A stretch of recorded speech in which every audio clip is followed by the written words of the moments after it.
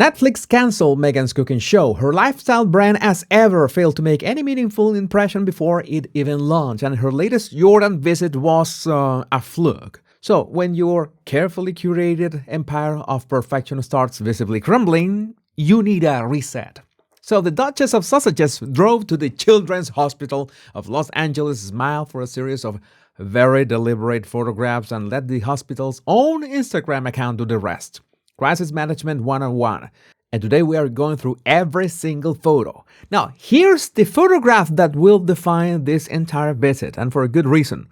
Meghan is partially sitting on a child's hospital bed, and her face lands almost exactly in the center of the frame, with the child, an actual patient in an actual hospital room, arranged around her, like a studio prop. You might expect the child to be the visual anchor of a photo taken in a children's hospital, but in this one, the child is more of a supporting element. Meghan's face is the subject. The child is the context. And while we are here, she is wearing street clothes and sitting on the bed of a child who is hospitalized. She has a mask over her face, which tells us the concern about germs is real enough so she doesn't spit on the kids when she's talking, but apparently not real enough to keep the sleeve of her jacket off of the child's pillow and the rest of her body as well. So, these two things are not compatible. So, again, who approved this? And there's the smile. With the mask on, we can only read her eyes. Her right eye shows some compression from the cheek below, a hint of engagement. But her left eye, the more emotionally dominant side of most faces, is considerably flatter. Not absent, but not warm either. What that asymmetry tells us is that the smile beneath the mask is more performance than feeling.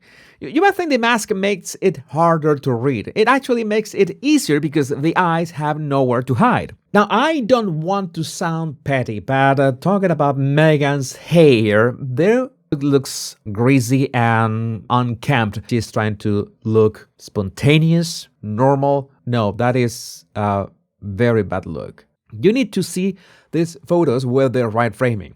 These photos were not taken by paparazzi. They were not leaked. They were officially shared by the Children's Hospital of Los Angeles on their own social media page, which means every shot was approved.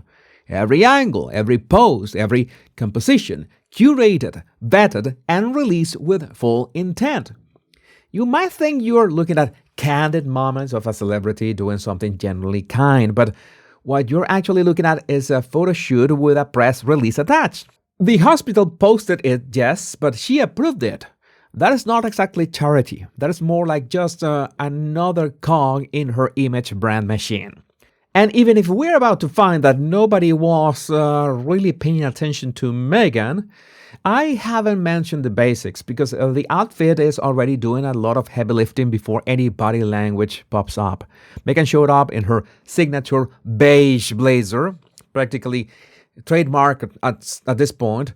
It's been her go-to, I'm approachable but expensive costume for years. That was expected.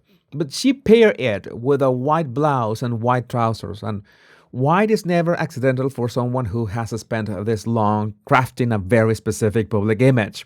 White signals purity, innocence, a clean slate. You may think that she simply dressed appropriately for a hospital visit, but the specific combination, beige authority on top, white virtue below, is a very calculated visual statement. The clothes are saying something before she opens her masked mouth. They're saying, look at me, you peasants. I'm not the person those headlines are describing.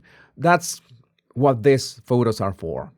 And in this next photo, Meghan is seated beside a child who is doing a victory sign, alongside what appears to be his mother or caretaker. And by the way, did they sign some kind of NDA for this? An image release? An authorization for the Duchess of Sausages to use them as props? That's anyone's guess. But well, Meghan's eyes read slightly better here, a touch more bilateral engagement on both sides, and the posing is less aggressively centered. One small observation: the woman beside Meghan is not wearing a mask, while Meghan is. Whether that reflects hospital policy, personal preference, or optics management, I don't know. I will leave that one to you.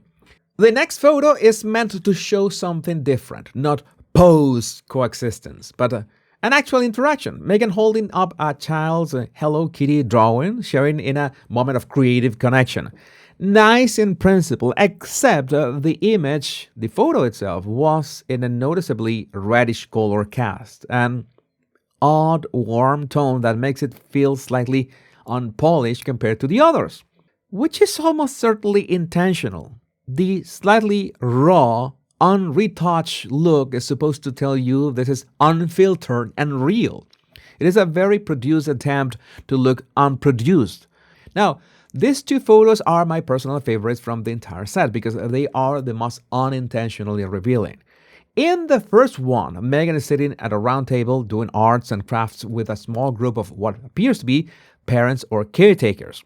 She's leaning toward the woman beside her, eyebrows raised, smile fully deployed, the complete performance of engagement and warmth.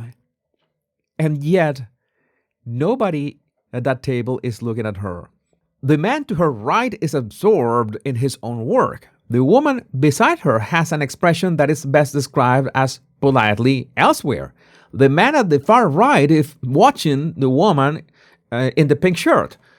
Not at Meghan. She is performing connection for an audience that is physically present but emotionally absent.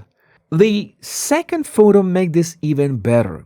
Meghan reaches out and places her hand fully on the woman's forearm, a classic affiliative gesture designed to signal closeness and warmth. The woman's eyes show the faintest hint of a polite smile, but Meghan's eyes above the mask are slightly too wide, working a little too hard. But the detail that says everything is the paper in front of Meghan. They are doing arts and crafts. Her paper is completely blank. Well, this must have one of two explanations. Either she was creating a picture of what is great about Harry, or she has been sitting at an arts and crafts table long enough to be photographed but not to trace anything at all. That one blank sheet of paper is the most honest image in the entire collection. And the final hospital image is Meghan leaning over a different child's bed, her body angled toward in a posture that projects concern and presence. And honestly, taken out on its own, in isolation, this one would read more or less fine. The angle is less aggressive, the focus is more directed toward the child, the body language is less visibly calculated. If this were the only photo, it would pass. But you cannot unsee what came before it. 6 photos dip into a curated press release. Even the most neutral image reads through a different lens. Context, as always, is everything. And a lot of people online have started calling this Meghan's Fergie 2.0 moment, a reference to Sarah Ferguson, who had her own very public era of using charity visits and hospital appearances to rehabilitate her image during difficult periods. Sadly, nobody can unsee those toe-sucking photos. The parallel is hard to miss. There is a very well-worn playbook for celebrity image rehabilitation, and visiting children's hospitals is essentially the first chapter. The problem is that when you look at these photos as a complete set, you see someone trying extremely hard to appear as though they are not trying at all. And the harder the effort, the more visible it becomes. There's a Photoshop circulating, I have no idea who originally made it, of Meghan's face placed on Fergie's body. And whoever put that together understood the situation better than the entire PR team behind this visit. So, big props to you, unknown Photoshop artist. Let me know what you think about this in the comments. My name is Jesus Enrique Rosas. I'm the Royal Rogue. Much love and bliss.